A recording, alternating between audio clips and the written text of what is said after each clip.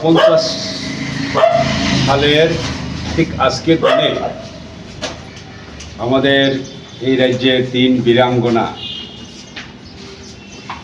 Comrade কুমারী, comrade Madhuti এবং comrade Rupashree তৎকালীন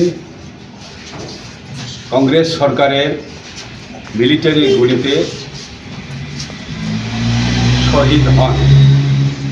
সেই 3 বীরাঙ্গনা শহীদকে আমরা প্রতি বছর আজকের দিনে শ্রদ্ধার সঙ্গে স্মরণ করি। আজকে আমরা সমবেত হয়েছি এই কারণেই, এই 3 বীরাঙ্গনা আমাদের মধ্যে অমর হয়ে থাকবেন। সেই সময়ে একটা যুগ সন্ধিক্ষণ, ভারত স্বাধীন হয়েছে।